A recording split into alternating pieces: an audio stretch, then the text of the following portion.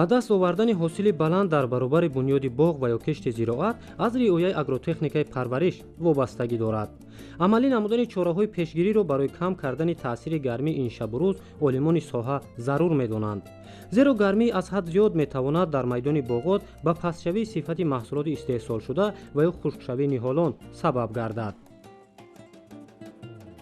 вақте ки ҳарорат аз 30 градус баланд шуд, албатта аз ҷиҳати физиологӣ дар организми дарахт рӯзона як тағйироти ба вуҷуд меояд ки процесси яъне нафасгирӣ ва фотосинтез ҳам дараҷааш паст мешавад, ҳатто то қатъшавӣ оварда мерасонад ки ин ба рушду нумӯи дарахтони мевадиҳанда таъсири манфии худро мерасонад, чунки он фаъолияти рӯзонае ки бояд процесси фотосинтез амал кунад, пурра дарахт истифода бурда наметавонад ва ин боиси пастшавии сифати маҳсулот гардиданаш бевосита таъсир мекунад. қидаҳо ва яъне сӯхтании барг ва мева ба амал меояд.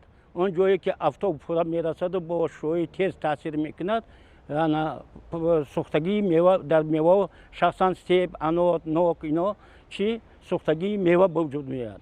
ё ин ки дар заминҳои лалмӣ дар натиҷаи гарм шудан бухоршавии об бештар мушоҳида мешавад, норасагии намнокӣ барои дарахтони мевадиҳанда ва ток ба амал омаданаш мумкин аст ки дар натиҷаи нарасидани дастрас намудани намнокии мӯътадил барои зироат, яъне сифати мева бевосита паст мешавад. барои пешгирӣ кардани таъсири гармӣ ба майдони боғот амалӣ намудани тавсияҳо зарур дониста мешавад. бояд роҳҳои нигоҳдории намӣ дар замин ва муҳофизати ҳосил ҳамарӯза сурат гирад. мо имрӯз ба кулли деҳқонони ҷумҳурӣ маслиҳатҳо метиҳем ки барои пешгирӣ кардани мана ҳамин таъсири манфии ҳарорати имрӯза корҳои зериниро иҷро намуданашон шарт зарур аст. якум, дар заминҳои обӣ саривақт таъмин кардани намӣ барои микроклимат дар ҳамон боғ ё тогзор таъмин намудан. хуб мешавад ки фурсати обдориро аз қисми дуюми рӯз пас аз салқиншавӣ яъне шабона ба амал биёранд. ин як тарафи масъала. дуюм, дар заминҳои лалмӣ бошад, дар он боғое ки аллакай мо гуфтем ки ҳосилдиҳанданду намнокӣ норасогии намнокӣ шахсан дар моҳи июл, қисми дуюми моҳи июл ба чашм мерасад, аз маводҳои рӯйпӯшкинии хок истифода баранд, хоки бе атрофи дарахтонро майда кунанд, болои онро бо маводҳои гуногун, бо алафҳои пусида, алаф, пардаҳои полиэтилени дигар маводҳо пӯшонанд ки ҳамон намнокие ки дар замин ҳаст ҳамонро то андозае нигоҳ дошта тавонем. гармиҳои тобистон хоса шуои тези офтоб метавонад ба ҳосили ангур таъсир расонида сифати онро паст намояд. аз ин лиҳоз ҳангоми хомтокунӣ бояд хушаҳо аз шуои офтоб ҳимоя карда шаванд. масъалаи мана вайроншавии мева ки мо гуфтем ки дар натиҷаи ин сӯзиши мева ба вуҷуд меояд, шахсан дар тогзорҳо имрӯз ки давраи сеюми хомтокунӣ амалӣ гашта истодааст, бояд токпарони мо ҳамон тавре хомток кунанд ки болои хушаҳои ангурро луч карда намонанд, чунки дар натиҷаи лучкунӣ аллакай ин сӯзиши меваи ангур, донаҳои ангур ба амал меояд.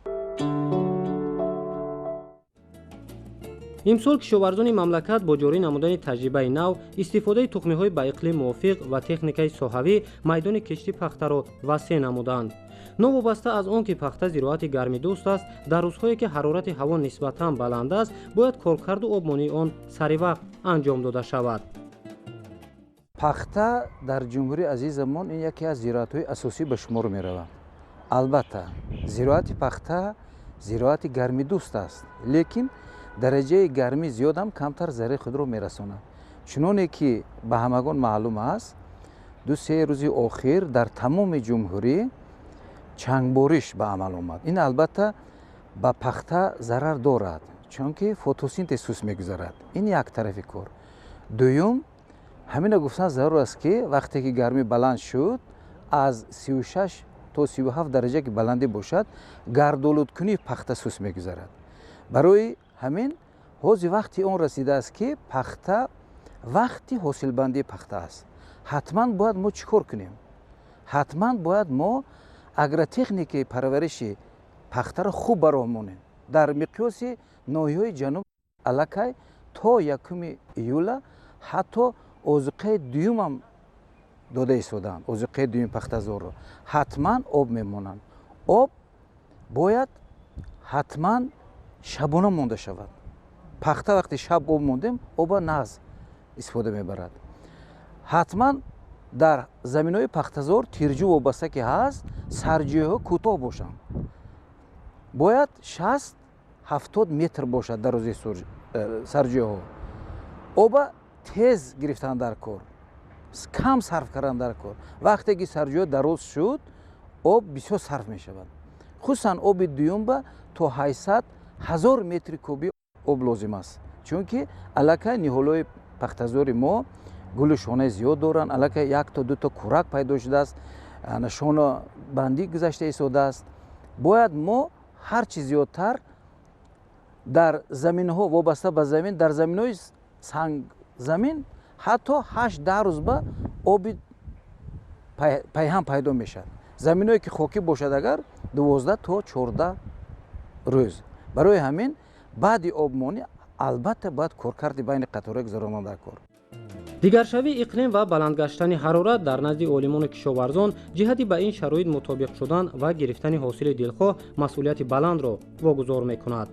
ҷамъоварӣ намудани ҳосили дилхоҳ мақсади ҳар як кишоварз ба ҳисоб меравад. барои ноил шудан ба он меҳнати пайваста, истифодаи таҷрибаи илмиву амалӣ ва риояи агротехникаи парвариш зарур мебошад. ҳамон қадар агар мо кор карда дар пахтазор зиёд кунем, ҳамон қадар обмония хуб монем, ҳамон қадар ҳосили мо зиёд мешавад ва гуфтан зарур аст ки гулу шонарезиам кам мешавад.